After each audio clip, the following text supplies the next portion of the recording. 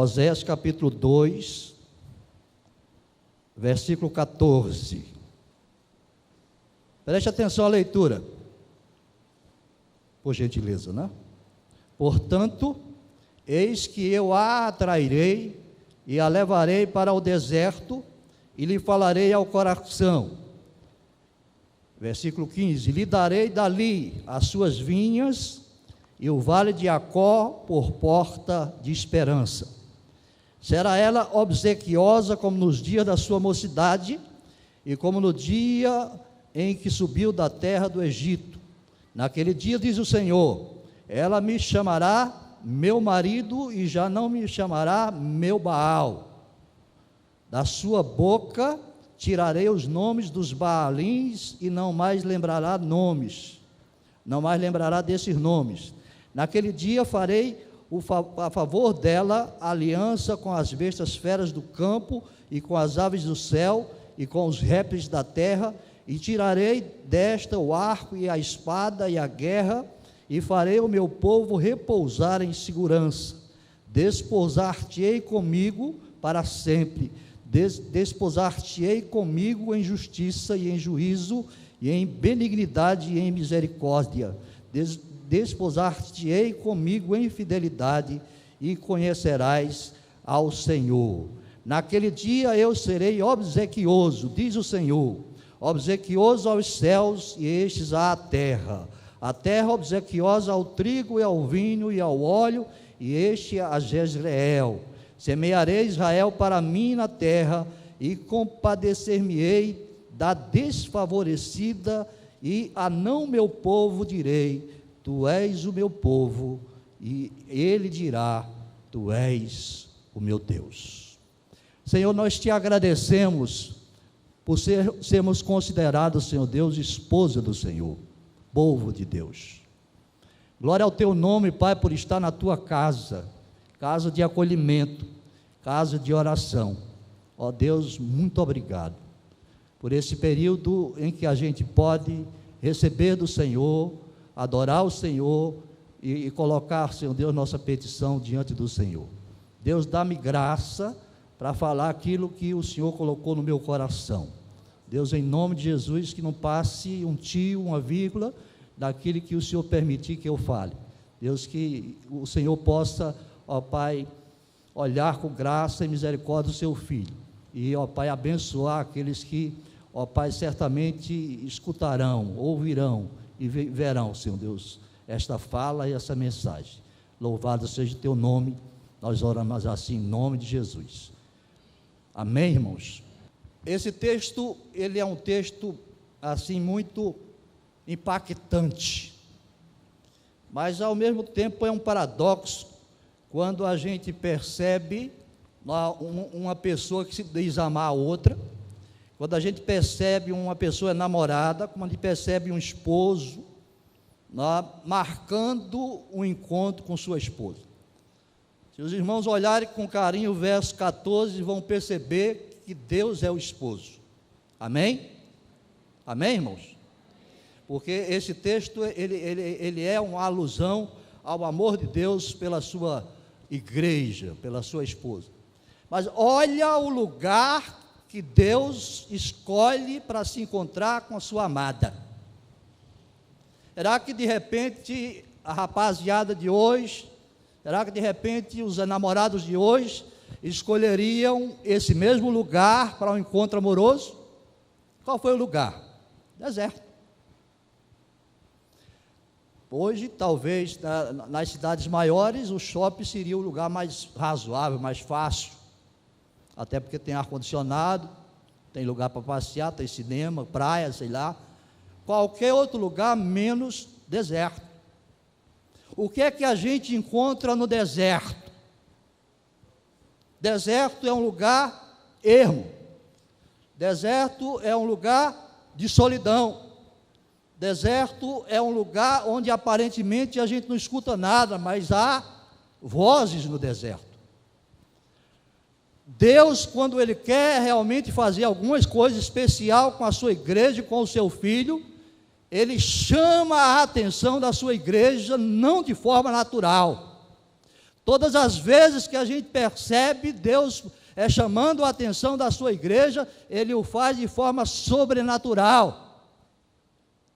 Basta a gente lembrar de uma situação em que Ele compele, ou seja, ele manda, Ele introduz os seus discípulos num barco, e Ele mesmo não vai no barco, Ele vai ficar em oração, e aquela turma de Paraíba, igual o pastor de vocês, que o discípulo lá era da Paraíba, lá da Palestina, lá de Israel, e vão tudo ali no barco, e quando chega assim perto de meia-noite, o Paraíba, ele é medroso, tem medo de alma penada, de repente Jesus, ele diz: convém que eu passe adiante dos meus discípulos, importa que eu vá adiante dos meus discípulos, mas ele vai de uma forma inusitada, e ele vai por cima das águas, surfando sem prancha, imagine só, na madrugada. O que é que acontece? Os Paraíba têm medo de alma penada. O que é que os discípulos disseram? É um fantasma, é um fantasma, é um fantasma. Ficou todo mundo ali dentro do barco. Somente o Pedrão, camarada bom, e eu sou muito repetitivo em relação a ele. Para mim, depois de Jesus Cristo, Pedrão é o meu referencial. É um camarada que dá a cara a tapa, não tem medo de errar, e erra pra caramba, mas reconhece que erra e reconhece que precisa de Jesus. E ele chega assim, dentre todos aqueles medrosos, ou medrosos, ele chega: Senhor, se és tu, manda-me ter contigo por sobre as águas. Jesus: vem, pode vir. Aí ele vai, igual um pastor congregacional, andando por sobre as águas, rindo para as câmeras, dando um sorriso.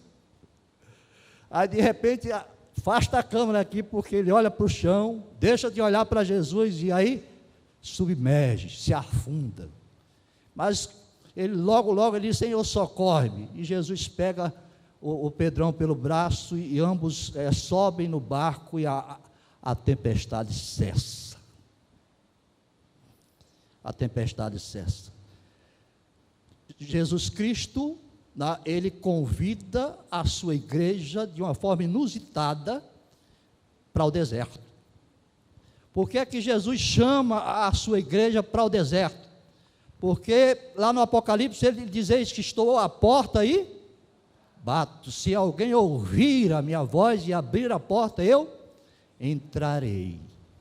Então, toda vez que a porta do coração da igreja, toda vez que a porta do coração do crente está se fechando ou está fechada, Jesus acha uma forma inusitada de chamar a atenção, de passar adiante da sua igreja, e aqui ele faz dessa forma: portanto eu a atrairei, a igreja do Senhor, e a levarei para o deserto. E foi isso, irmãos, que aconteceu comigo, igreja do Senhor, individualmente, achando eu que estava bem com Deus. Um bocado de caravanas missionárias para a Bolívia, trabalhando com viciados, trabalhando com evangelização, dando aula em seminário, pastoreando igreja, firme e forte, entre aspas, na obra de Deus. E de repente, no meio do caminho tinha uma pedra. No meu caso foi um infarto.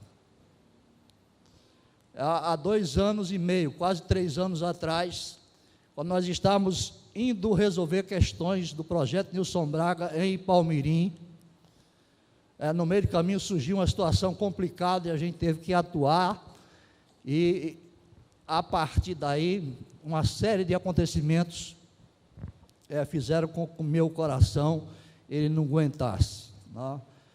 Há uma reunião complicada em Mossoró, depois na vinda para o Rio, uma tentativa de assalto na frente da minha casa, um assalto dentro do ônibus, tudo dentro de uma semana, e aí culminou com a posse do pastor Flávio, lá em Santo Aleixo.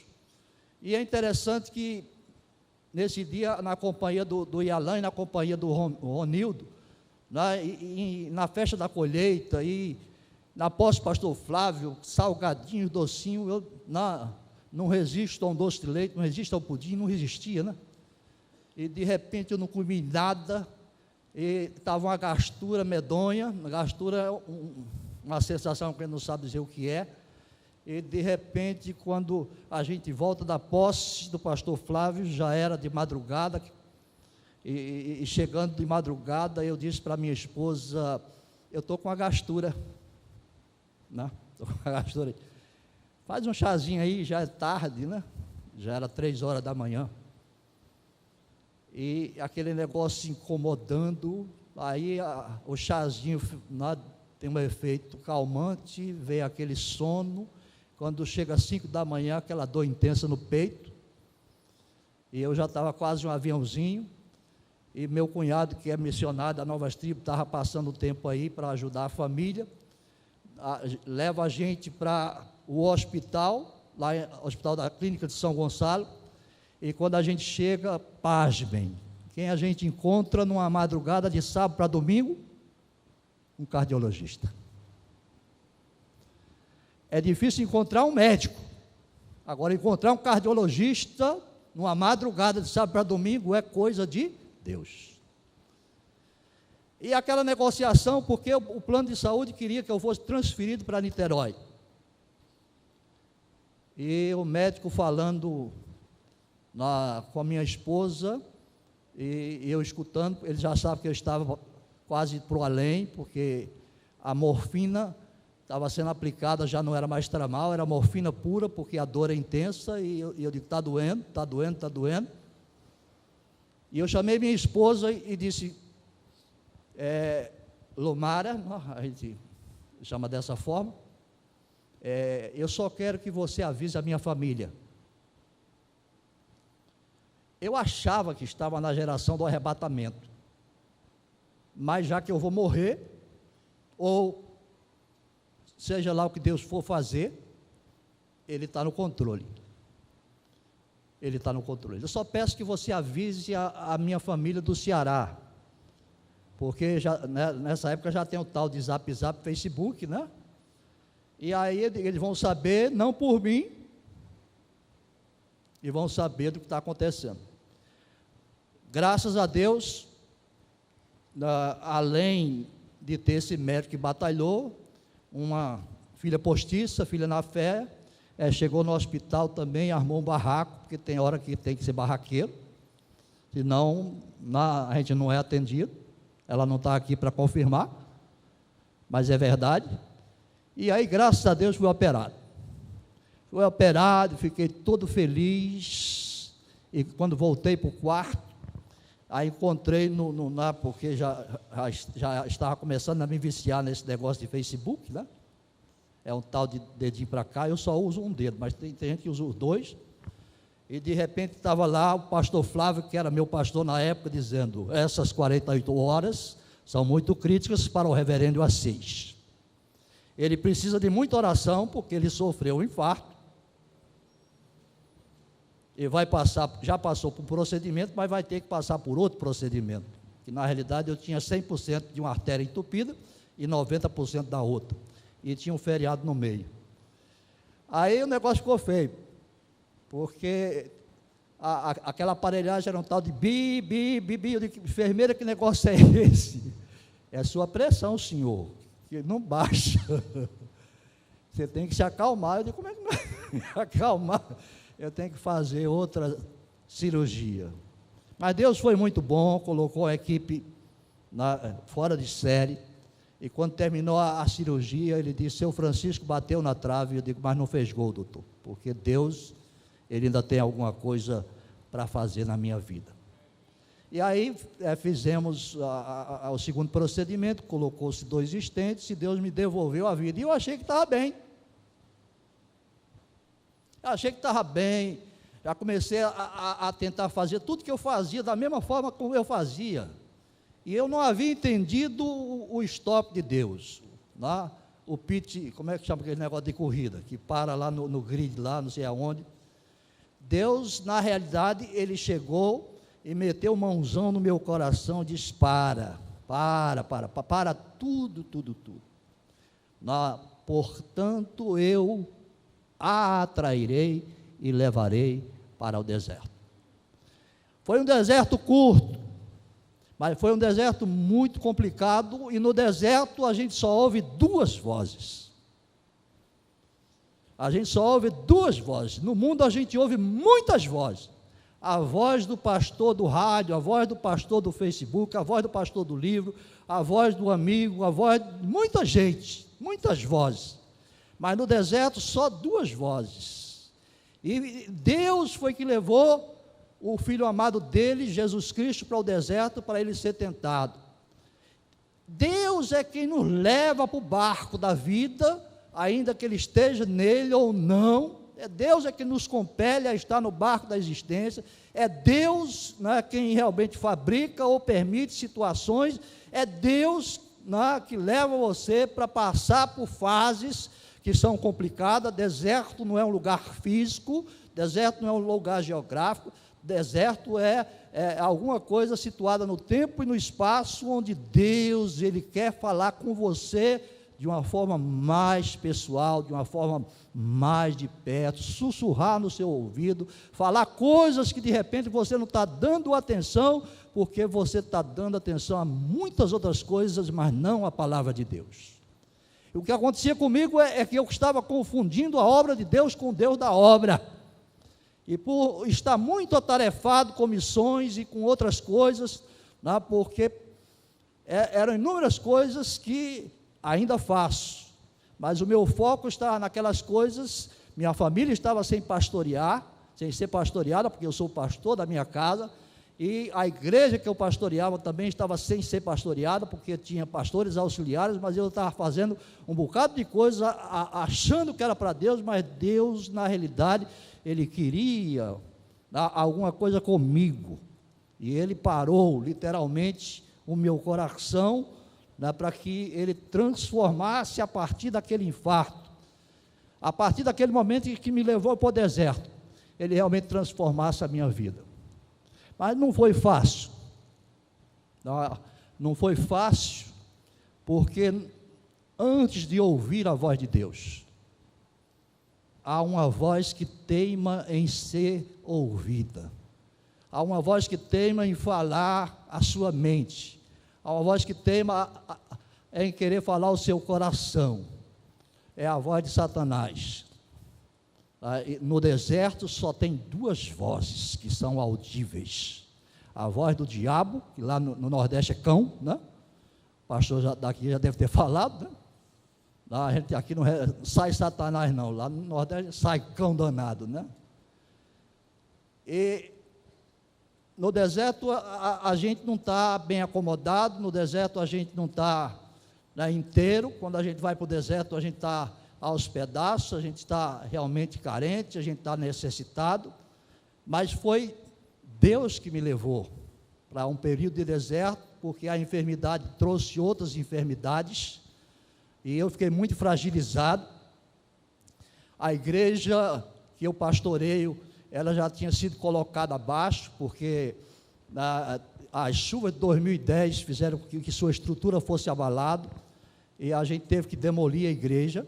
A gente estava funcionando já no clube, por graça e misericórdia, que nunca teve um aumento, e passou o tempo todo com o mesmo valor do aluguel, mas já faziam quase 3 anos e meio, e de repente eu me vi ali sem condição física, sem condição psicológica, dentro de casa, e foram acontecendo situações que de repente eu não quis mais ir trabalhar.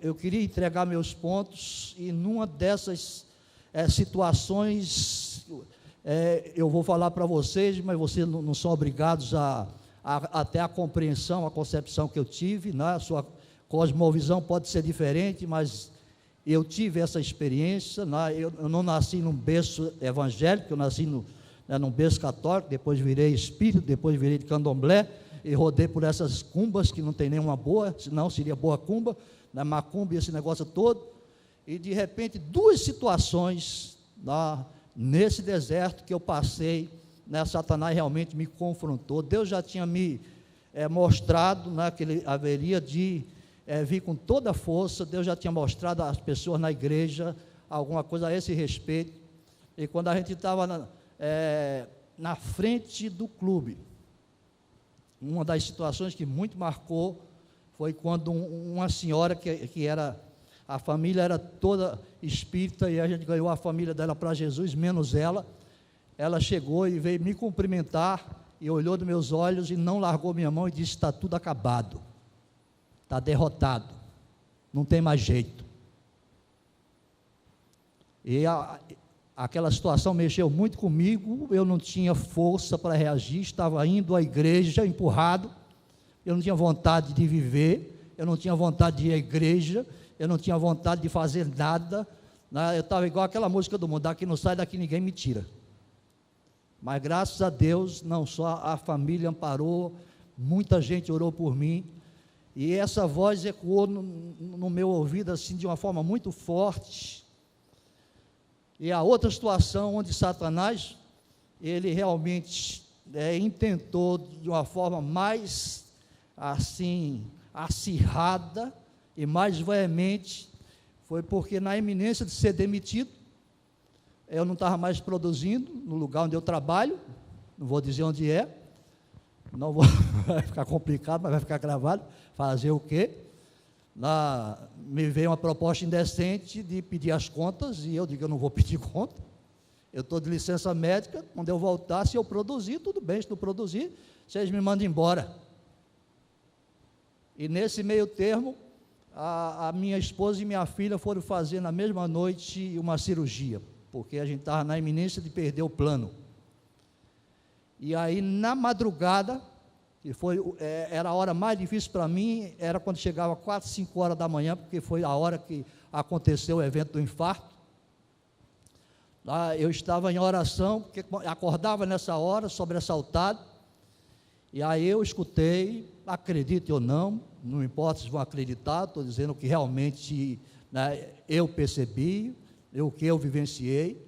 Eu escutei aquela voz, e eu só dizia assim: Senhor, tem misericórdia. Eu não tinha nem fôlego, eu não tinha nem condição emocional e física de realmente orar de joelho, de buscar o Senhor, né, como Ele deve ser buscado, mas eu só dizia: Senhor, tem misericórdia. E aquela presença por cima da minha casa, porque na minha casa é a casa do Senhor, Ele não entrava, né, mas aquela presença maligna, aquele cheiro que eu já senti, né, quando era realmente do espiritismo, com todas aquelas coisas que eu não vou estar aqui contando, eu escutei aquela voz. Não foi uma voz íntima, foi uma voz audível. Deus tem misericórdia de quem Ele quer ter misericórdia. Aí eu me lembrei da tentação de Jesus, que Satanás veio com a própria Bíblia para fazer com que Jesus fosse persuadido e tentado a cair nas artimanhas de Satanás. E eu: Senhor, tem misericórdia, e Deus teve misericórdia. Mas antes disso Ele disse: você tem uma peixeira, está lá em tal lugar, bem escondida. Na realidade era um facão. Pega esse facão e mete nesse seu bucho. Bucho, você já sabe também que é, né, a barriga avantajada. Eu também estava igual a mulher grávida, né? Você não vale nada. Já está realmente acabado para você. A igreja está no chão, né? Você vai construir como? Tudo isso numa mente ficando doentia, em função da debilidade, e Satanás realmente com a voz que lhe é peculiar, ali mexendo com você, ali confrontando você, sua vida acabou. E graças a Deus, porque Deus, Ele não deixa de ser Deus, porque Deus, Ele tem plano na sua vida, conforme a palavra dele diz: aquele que começou a boa obra em você, Ele há de completá-la antes da volta de Cristo.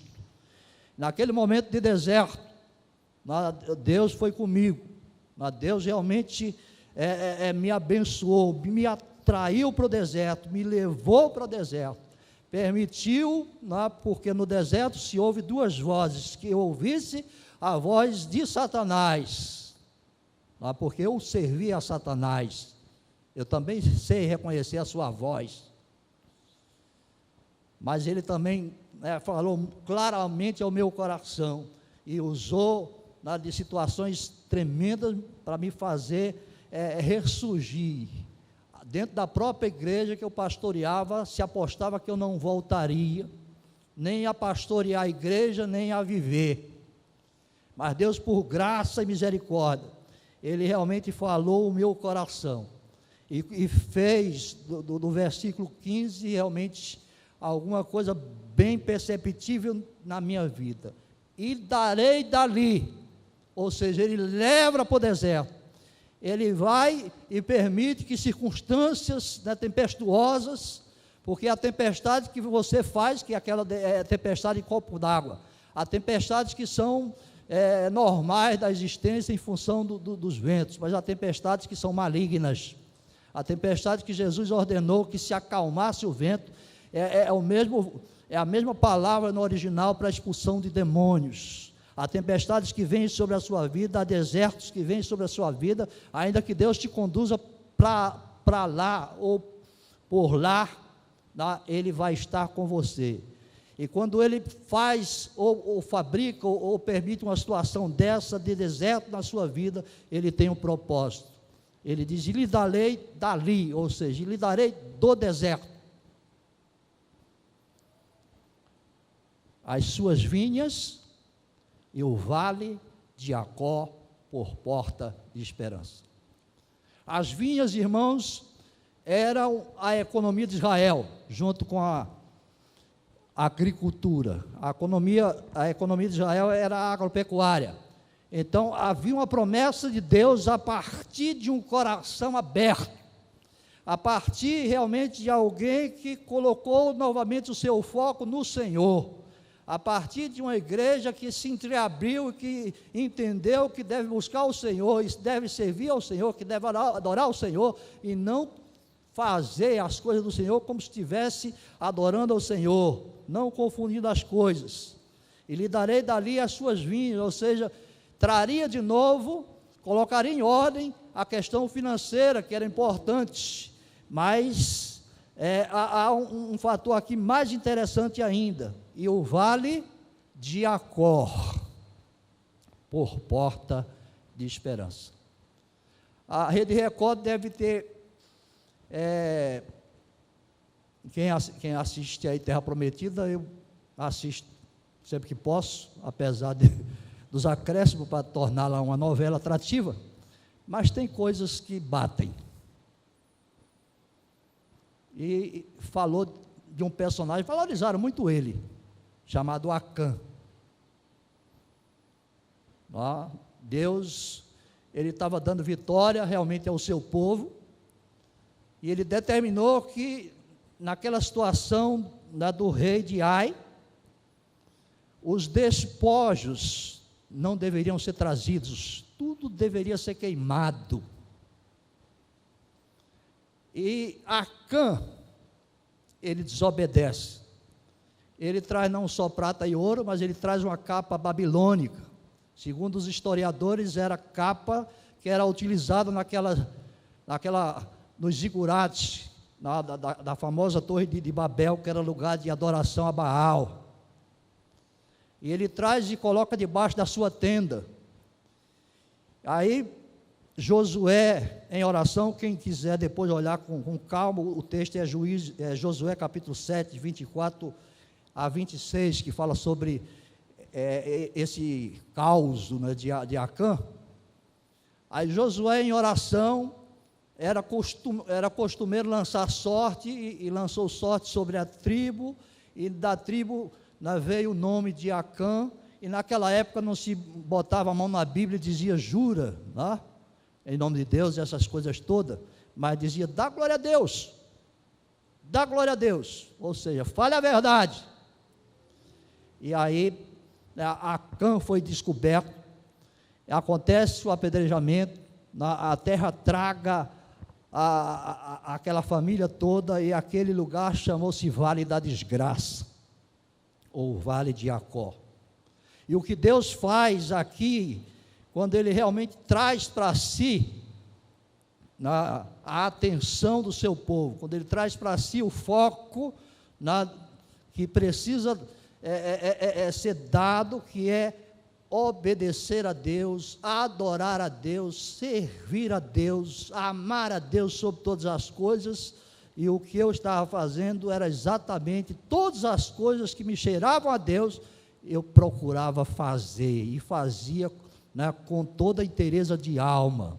E Deus, eu posso dizer isso com firmeza e com convicção, e posso receitar um infarto também, de vez em quando, para os meus colegas. Pastor Amós já tem 2, pastor Décio Moraes já tem meia dúzia.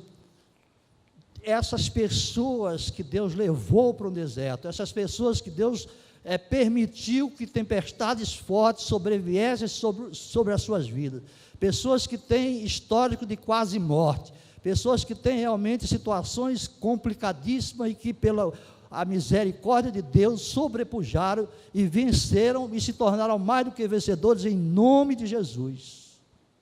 Essas pessoas não são mais as mesmas pessoas, ainda que continuem vivendo, fazendo as coisas que estavam fazendo no sentido bom, no sentido de fazer as coisas de forma direita, mas não são mais as mesmas pessoas, porque Deus deu não uma sobrevida, Deus deu não uma sobrevida, Deus realmente, Ele turbinou meu coração, Deus realmente me fez entender que eu não posso fazer todas as coisas, Deus me fez compreender o que eu estava procrastinando, ou seja, deixando para depois, e para depois, e para depois, Deus me fez entender, e me fez lembrar suas promessas em relação ao meu chamado missionário, e que eu sempre tentava ir, e alguém no meu lugar, fui dar aula para poder mandar gente, onde eu passo sempre fazia apelos, mandei muita gente para missões, abri trabalhos, e Deus falou muito ao meu coração, para que realmente eu focasse no que era essencial, e Deus me deu condição, de agora, pastorear a minha família, dar mais atenção à minha família, sem deixar de pastorear a igreja dele. Enquanto pastor, ele me fez entender realmente a minha vocação missionária, e graças a Deus, eu pude chegar para a igreja e dizer, eu sou missionário, eu estou pastor, e meu mandato vai findar, daqui a um tempo, e vocês preparem a sucessão, porque eu vou fazer a obra de Deus, onde Ele mandar, ainda que eu não saia do Rio, mas o meu foco vai ser o foco do chamado que Deus colocou no meu coração. Ele não me deixou viver, Ele não me levou para um deserto, Ele não me fez passar por situações constrangedoras, complicadas, difíceis, mas Ele me fez passou comigo, e me colocou numa situação bem melhor do que a situação que eu estava. Hoje eu tenho qualidade de vida, hoje eu tenho condição de fazer a obra de Deus, talvez não tenha o vigor dos 18, até porque eu só tenho 2 anos e meio, mas tem todo um gás espiritual, tem todo realmente um amor por Deus, tem todo realmente uma convicção de que Deus que começou a boa obra em mim, Ele há de terminar, tem a convicção de que eu posso todas as coisas nele, porque Ele me fortalece, tem a convicção de que tudo colabora para o bem daqueles que amam a Deus, tem a convicção de dizer, invoca-me no dia da angústia, eu te livrarei, tu me glorificarás, tem a convicção de dizer que Deus realmente não me levou para Ele, e olha que estaria bem melhor, não enfrentando a situação que o Brasil está enfrentando, estaria bem melhor, mas porque havia alguma coisa a ser concluída, e Deus, Ele trabalhou, como tem trabalhado, para que eu coloque realmente a minha casa espiritual em ordem, eu coloque a igreja que Ele me colocou, pastoreando em ordem, eu coloque a minha vida em ordem, porque a qualquer hora Ele vai voltar, a qualquer hora Ele vai voltar. Mas pastor, desde a época dos discípulos já se dizia Maranata, e daí? a qualquer hora Jesus vai voltar. Jesus Cristo, Ele está voltando. Jesus Cristo, Ele está voltando. A gente não está se apercebendo, mas todos os sinais já foram cumpridos, todos os sinais bíblicos já foram cumpridos, todos os sinais que antecedem a volta de Jesus já foram cumpridos. Nunca na história desse mundo se matou tanto cristão como está se matando agora através do Estado Islâmico. Guerra, rumor de guerra, todas essas coisas já estão acontecendo nas dimensões das previsões da Bíblia. Mas por que é que Jesus não volta? Porque esse evangelho do reino, ele há de ser pregado a toda criatura, então virá o fim. Então, nessa oportunidade que Deus me deu de estar aqui, de repente, pode ser a última, não é? Como eu posso voltar outras vezes, porque aqui é uma igreja querida. Mas eu não poderia deixar de dar esse testemunho.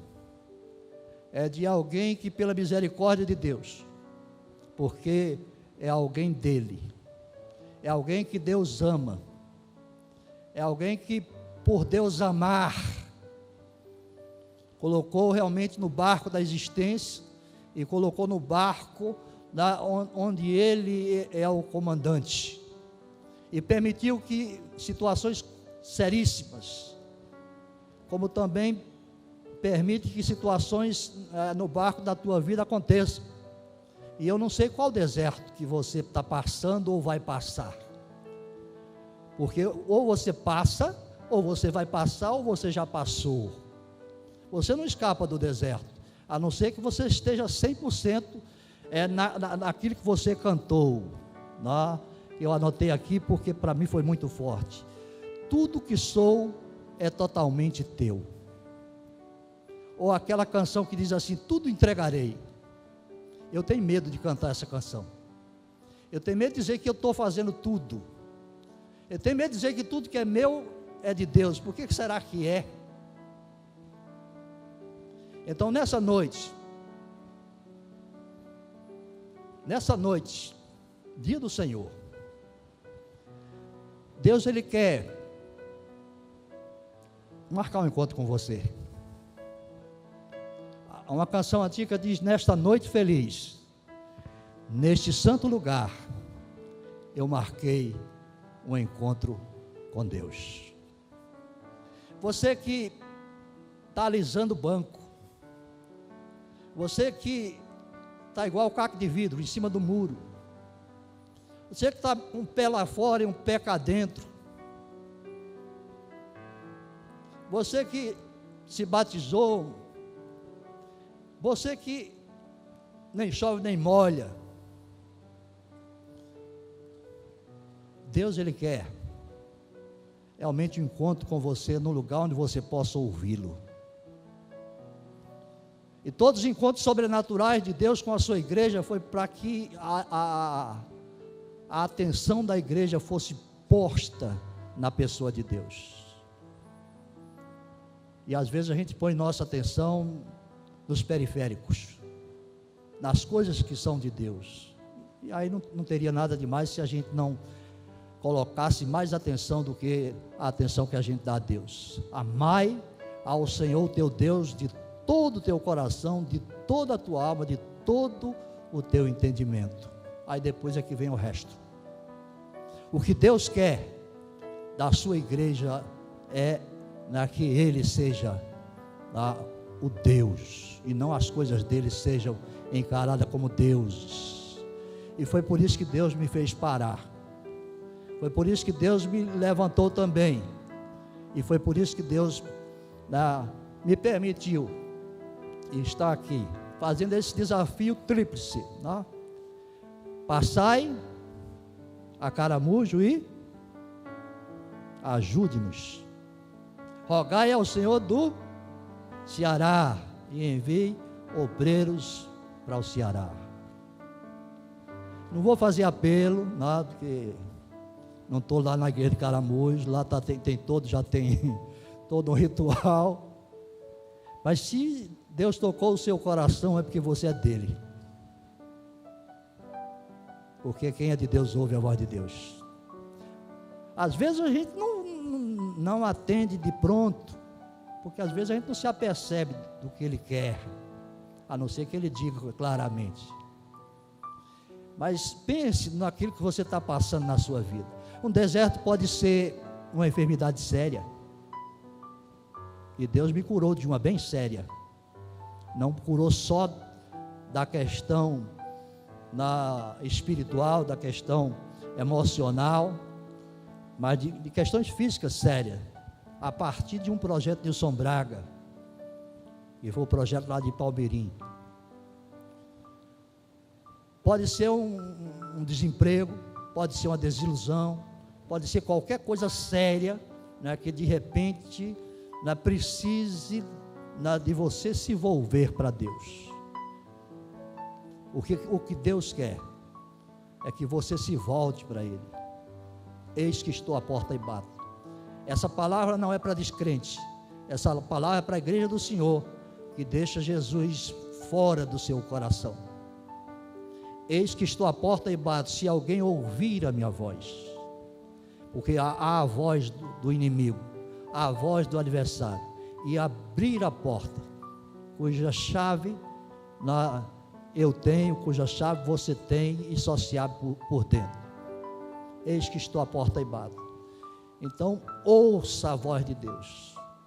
Às vezes a situação vai se agravando porque você não está dando atenção àquilo que Deus requer de você, aquilo que Deus já determinou que você fizesse.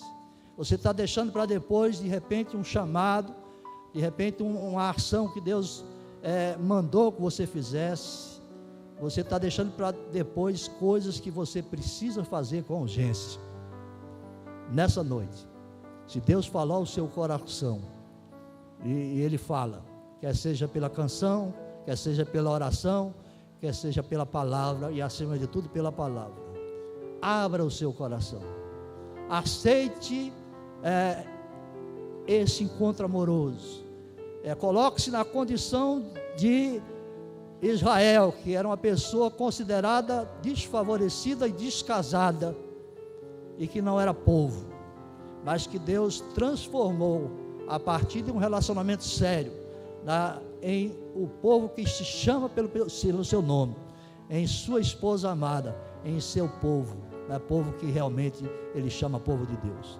Deus possa abençoar sobremaneira a sua vida e te dar condição de caminhar para Deus, de realmente dizer, não só cantar, tudo que sou é totalmente teu, tudo que sou é totalmente teu, porque eu sou teu e tu és meu, eu sou a tua amada e tu és o meu marido, e tu és o meu Senhor, e tu és o meu Salvador. E Deus abençoe, em nome do Pai, em nome do Filho, em nome do Espírito Santo. O povo de Deus diga amém.